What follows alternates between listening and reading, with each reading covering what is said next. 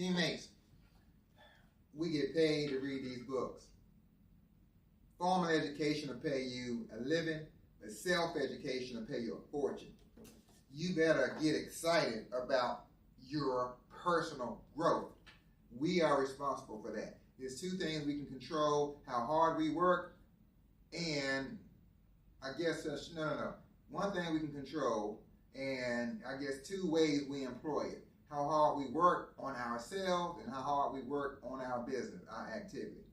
All right, so, and I'm all over both of them because I am pumped up, boy. Let's go.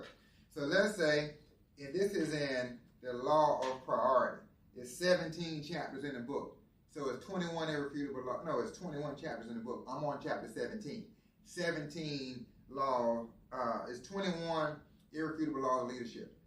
Law 17, law of priority.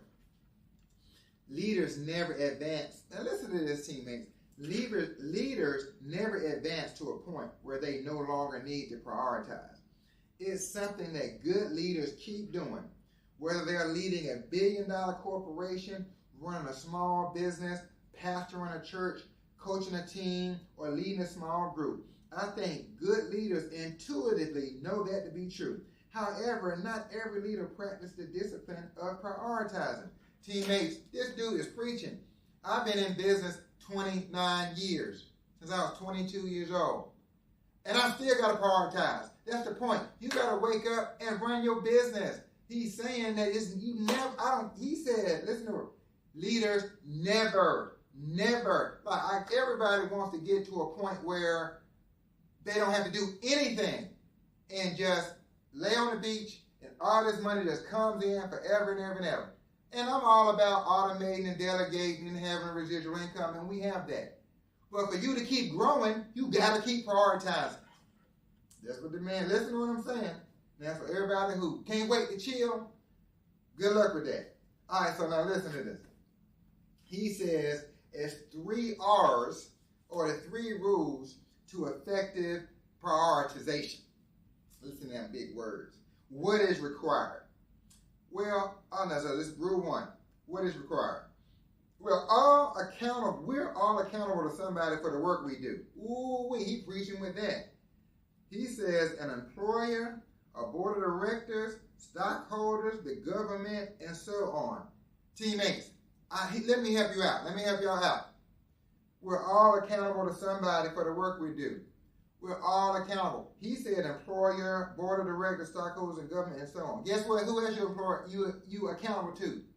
Your family, your wife, your husband, your kids, the environment you create, the love in your house, the positive expectation, the direction of success. We going to Italy, in the Bahamas, or wherever. Take your family. You gotta create that environment of big expectation. So as everybody's just like doom and gloom.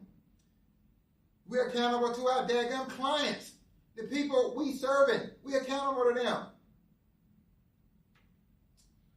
Number 2, so you gotta prioritize them. No, wait, that's number 1. Number 2, what gives the greatest return? Now, this girl here can get kind of sticky because he says, he mentions a book. And also, by the way, teammates, I have a pretty extensive library. And how I accumulated all these books is by buying the books that these authors mention in their book. For example, he mentions in here, Marcus Buckingham and Donald O. Clifton have done extensive research on the subject, and which you can read about in their book, Now Discover Your Strengths. Bam! I'm going to order that book. So you order the books as you go, and next thing you know, you got a library. And I may get to reading that book later. Now listen to this, but back on the point. What gives the greatest return? People are more productive and more content when their work is within their natural gifting and strengths. Ideally, leaders should get out of their comfort zone, but stay in their strength zone. What's the practical application for this?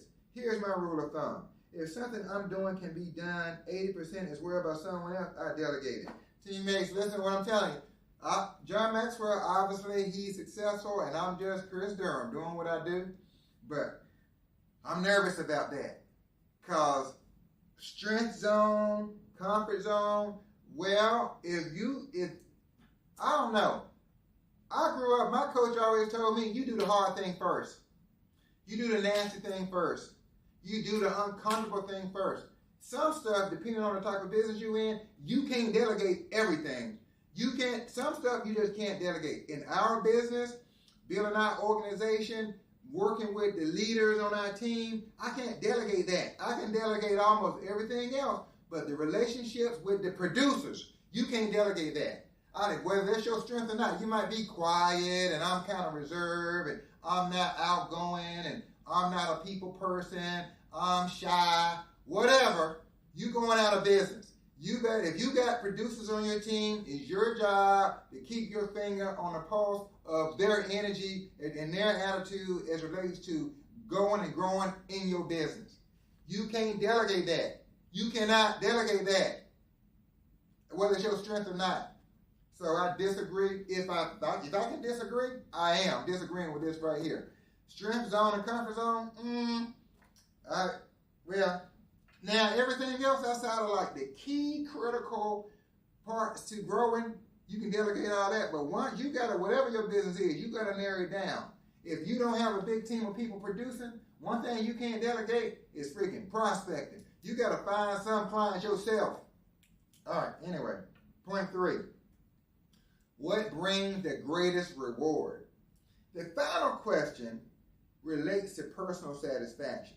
Team Redmond, president of Redmond Leadership Institute, observed, there are many things will catch my eye, but there are only a few things that will catch my heart. Life is too short not to do some things you love. Now, that don't mean all the things you do. Like, if you just love playing golf, all you do is play golf every day, but they ain't paying you to hit that ball, you better get off that golf course and go get something done. I love teaching leadership. I love writing and speaking. I love spending time with my wife and children and grandchildren. I love playing golf. No matter what else I do, I will make time for those things. They are the fire lighters in my life. They energize me and keep me passionate. And passion provides the fuel in a person's life and keep them going. I've read this book a few times, so I'm looking at the notes I've made in the past, and I was thinking about some of the things. Man, I love our family ski trips. Oh my God, when we go to Utah, or you go to Aspen, or you go taking your kids, oh, that is so exciting, man. I remember one time we was in Park City, and the guy it was an older gentleman, and you could tell these was his grandkids, and he had it seemed like it was 20 of them. And he was passing out lift tickets to his grandkids because they was going to the ski school. And they were all the kids were excited, and he was hugging over there, he was all excited. Listen, this is Park City.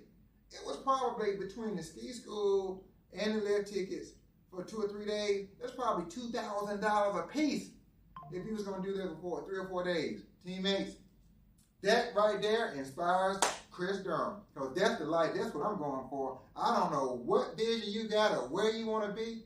When I'm 70, I'm going to be skiing with my grandkids, paying for all their lift tickets, going to dinner. Once we have fun all day, we're going to be going to dinner that night and talk about how much fun we had. Hey, that right there gets me pumped up. Costa Rica, Hawaii, doing stuff that you like to do. And then you can incorporate people in your business while you're doing it. And now your work and fun all goes together. And it makes your business fun. All right. Okay. Priorities. Hope that helps, teammates.